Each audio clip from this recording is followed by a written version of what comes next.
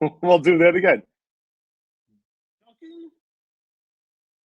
Just being really good at lying to people.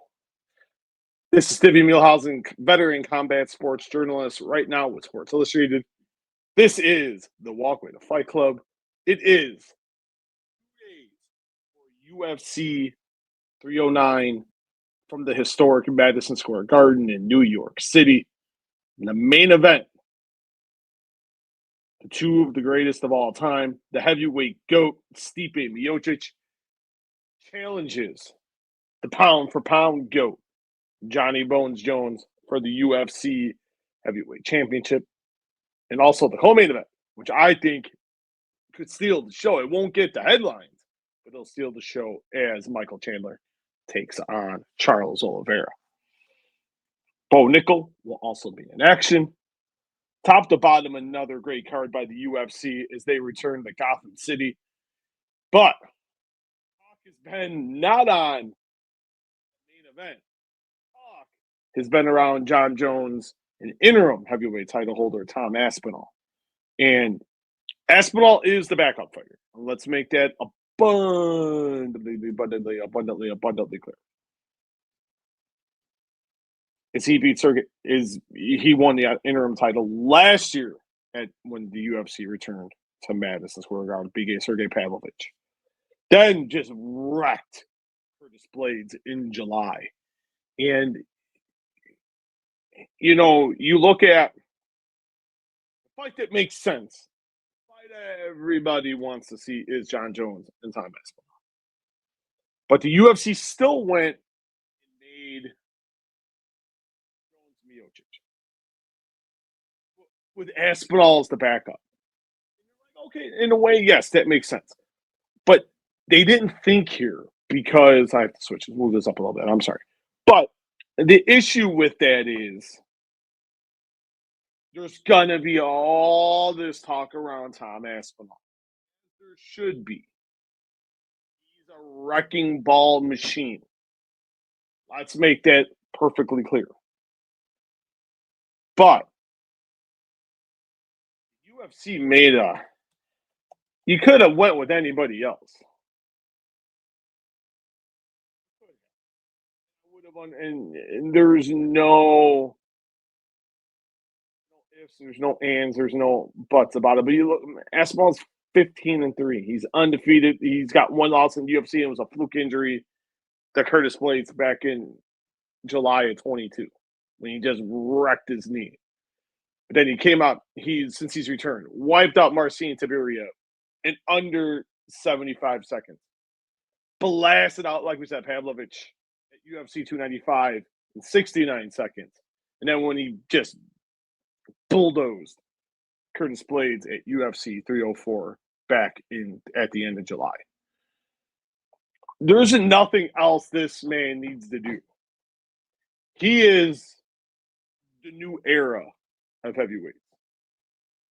Would have kept him far away from this because you knew if you really truly wanted to focus on Jon and Stipe Miocic, do it.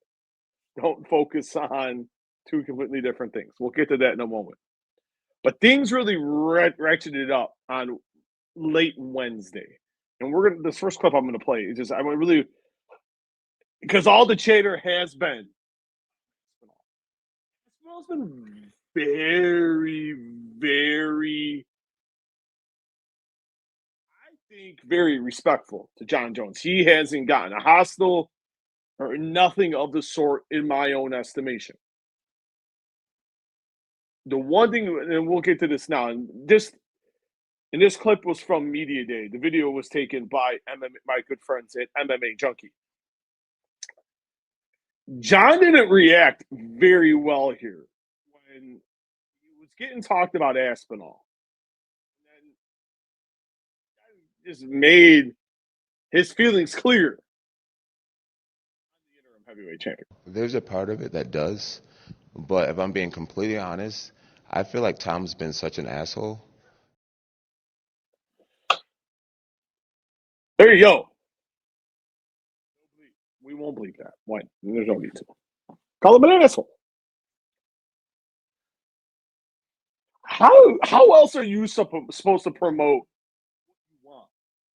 Hey, John, you know what? I'm just gonna let you do your thing. No, it isn't ballet. This is the fight business. Someone Jones looks up to Muhammad Ali, the king being inside your head. The king of punking you out, letting you know I am the center of attention. And you can tell John didn't like that. John's usually, and I've been to enough Jon Jones media days in my previous stops. John's cool. John's calm.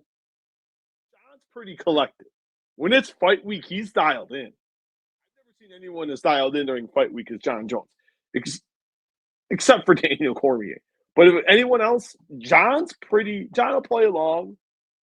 John seemed legit agitated because that was just meeting with the media, taking questions, and he had to know questions were going to come up about Tom Aspinall. It's just you had to sense that. You really did. And if John didn't, there's something philosophically wrong with John because John's a smart guy. I want to play. Here's another clip of fighters' obligations, and I know this from working at the Zone is fighters have to do fighter interviews, and in this case, one of the holders of media partners of the UFC is TNT Sports that through the end of 2024. And actually, no, they just signed a new deal. I take that back. It was supposed to be the end of 24. They signed a new deal, which a very, very smart move by the UFC. So Adam Catterall was going to conduct the interview, was waiting for John, and here comes Jon Jones. And this video is courtesy of our good friends at TNT Sports out in the UK. What's up, guys? How we doing? Doing well. You okay? Doing well. How's it going? I'm good. How are you? Doing all right. Now, you're looking right there and you're like, all right. Yeah, things are cool. That was a little while after the meeting the media. It seemed like he had enough time to decompress, get all the bad vibes. Because John's a vibes guy. He's very centered. What happens next? This is the thing that you can handle funny and a-hole. You walked in all chummy. It didn't last long whatsoever. Good. Have a seat, sir. Tell us. How you guys in? But Hey, I'm not going to do this interview. Now, you're like, wait a minute. He went from chill and snap of the fingers. And you're like, wait, what? Now, for people that don't know, Catterall outside of obligations with TNT Sports is friendly with Tom Aspinall. I know Adam a little bit. I don't know Adam well, but I used to see Adam at shows, and Adam's the creme de la creme. He's very respectful, one of the best. You listen to if you ever get to listen to a TNT Sports feed of any UFC events with Adam Catterall, Adam's a pretty straight shooter, and I have never really found any bias. Everyone's got their favorite fighters, sure, absolutely, but knowing Adam a little bit, and he's a very well respected person inside in all professional circles. And I think John really overreacted here. Let's continue. And here's the final bit where Catterall's on his phone and Jon Jones ends up walking up to him. I see how close you guys are, and common sense tells me what type of questions I'm going to get asked. So I'm just like, give me something to speak to. You want to speak. Now, John explains his reasoning. Thinks he's gonna, because he's friends with Tom, that he can't remain professional. I'm sorry.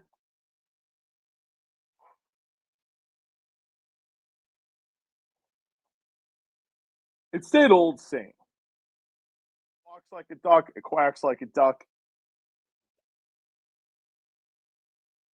You're upset media on Wednesday because you don't want to face. You're upset at the media. You're upset at Aspinall because he's trying to get himself over, saying he doesn't deserve it. He doesn't deserve, and then I'm paraphrasing him. He doesn't deserve to bow and be in the presence of the greatness known as Jon Jones. What has he done? Why should I put my legacy at stake? Why should I do that? Give you a crack.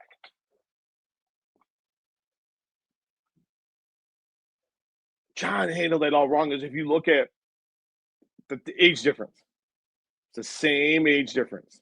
When Jon Jones, UFC 128, do the math, do the timeline, March of 2011, it was supposed to be Rashad Evans challenging Shogun Rua for the UFC light heavyweight championship in Newark, New Jersey. Evans is injured. Mind you, Evans and Jones were teammates at the time at Jackson Winklejohn in Albuquerque, New Mexico. Jon says, screw you, I'm taking my crack, as he should have. Everyone thinks I'm going to bash the living Jesus out of Jon Jones. No. Jon did the right thing. Jon got it done. Jon became the man, and we got the Jon Jones era. Shogun could have told the UFC, what has this kid done? Beat an overhyped Ryan Bader, and that's Stephan Bonner, who was very highly likely on PEDs to begin with at that time. As it turned out, that turned out to be true. But it doesn't smell like it's. Shogun did you a solid. I think there's moments where Jon forgets where he comes from, and Jon thinks the world owes him everything. That's really not the case. Now, Jon wants to fight. He feels I should fight Alex Pereira, middleweight champion and current light heavyweight kingpin, who has basically saved the UFC's ass in 2020. Stepped up, short notice a few times, and has finished all his fights in 2024 inside the distance. Right now, Alex Pereira is the guy. The kingpin in the UFC. But if we're talking, that fight makes zero sense. Why? Regardless of what Pereira walks around. Walks around. I'm told he walks around like 225. Is what I've been told. Maybe I'm off a few pounds, but it ain't more than 230. We'll go 225 to 230. Jon's going to weigh 245. You're facing an oversized light heavyweight. No disrespect against Pereira. Look at what Pereira has done. Yes. But also remember he got knocked out by Israel Adesanya. Jon's not stupid. Jon's cherry picking. We're not. There's no ifs, ands, or buts about it. And I don't care what anybody says. He's cherry picking. Let's just be perfectly clear. He doesn't have that right. No one has that right. You make the fights the fans want to see. You're a professional athlete. Doing the favor on the way out. Jon's legacy is set. He's going to go down. Bronstetter from Sportsnet out in Toronto. The GOAT, the pound for pound GOAT. I said it at the beginning. But if we're lumping steroids and everything together, sure. He's not, but sure. You want to call it that? I'll call bullshit, but whatever. I don't think he is. Who knows when he even started steroids? I don't know. Everyone was doing it back at that time. He was just, is that old saying, he was dumb enough to get caught.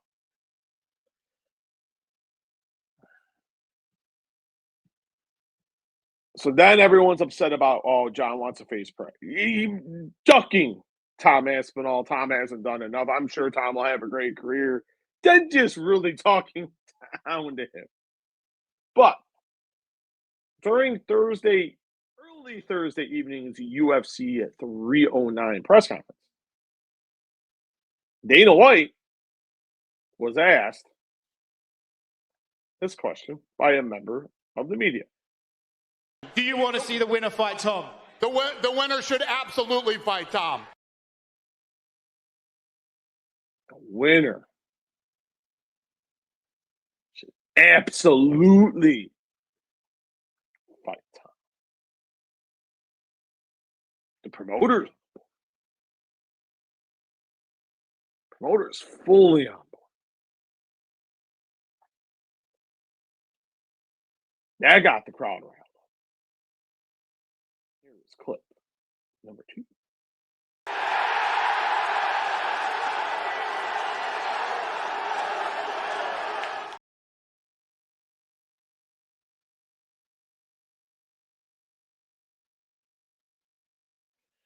The crowd, the people are letting you know. It's that old saying, if you're over in New York, you can get over anywhere. That rings so true. New York is the number one media market in the entire world. It is the number one sports market in the United States of America. Plain and simple, end of story. This isn't hard to figure out.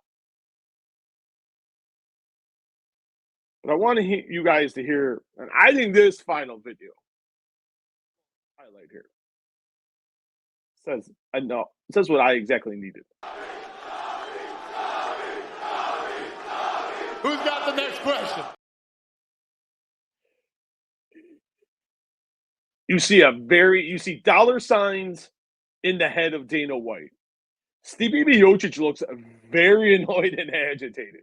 Because I think if Stipe wins, Stipe is gone. He's going back to Independence, Ohio, and he's going to continue that great second career he's got as a firefighter. God bless you, Stipe. Could he fight Aspinall? Maybe. But you better bring about 4 Brinks trucks. Because Stipe Miocic is going to want to go out on top, and he is going to want 0. I mean 0. Tom Aspinall. He's already turned that fight down. So before everyone gets excited about that, I don't see that happening. But Jon's smiling. And Jon made a comment. Fans got agitated, and I forgot to clip that. My apologies. But at the end of the day, yes, I think Jon Jones wins this fight. I think he wins it. I think he struggles early.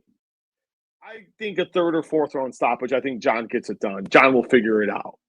And Jon he'll remain the heavyweight champion. Then we will see Tom Aspinall enter the octagon. Then all bets are off at that point. Because Jon Jones has a choice.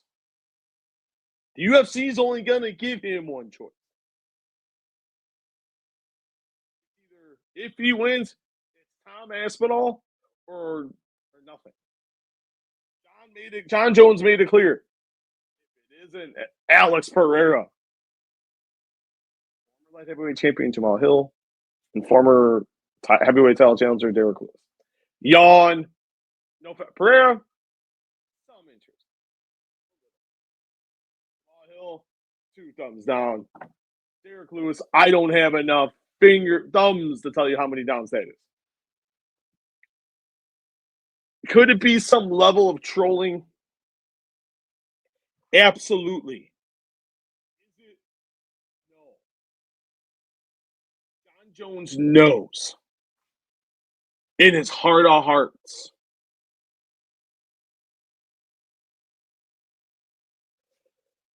he knows. Scared. I don't say scared. Reluctance to fight Tom Aspinall. He called him an asshole. You're not calling someone an asshole. Someone who hasn't genuinely talked any smack. No trash talk. I think Tom Aspinall in the last just about 12 months has been about as respectful as one could be while wanting a crack at the heavyweight championship of the world. It wants to test himself against the guy people feel is the greatest of all time. The people feel is the Michael Jordan of mixed martial arts. Why would you not want to test yourself? Look at Jordan. Jordan had that itch. Jordan came back. He retired on top. Michael wanted to carry the game. He wanted to pass the torch to the Kobe Bryants and the LeBron Jameses and the Carmelo Anthonys of the world. Michael did it right. Jon Jones has a chance to do it right. Will he do it?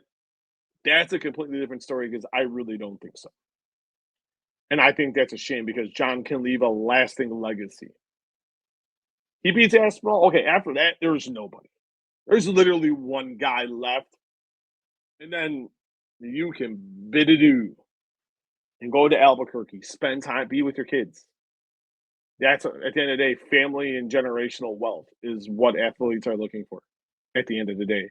Hopefully, Jon Jones does right by the sport that made him famous. Don't forget, hit the subscribe button on this video. Make sure you give it also a little thumbs up. When you subscribe, you will get instant notifications when videos premiere or when there is interviews up on the page. I will have a video. This video is going to go up.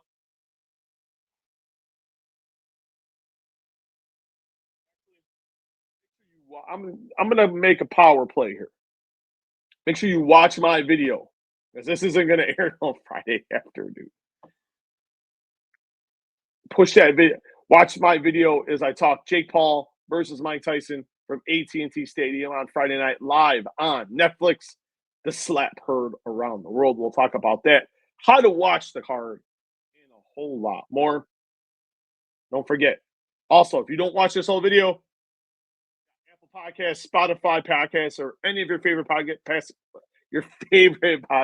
platforms, just hit this search, The Walkway to Fight Club. A lot of cool stuff. We got stuff with wrestling star Joe Hendry, all the wrestling star QT Marshall, and a whole lot more of this podcast will be on there as well. Follow me on Twitter at @Muehlhausen_JR. I'm done. I'm tired. Kids got to go to bed. This is Steven Muehlhausen, and I'll talk to you guys next time.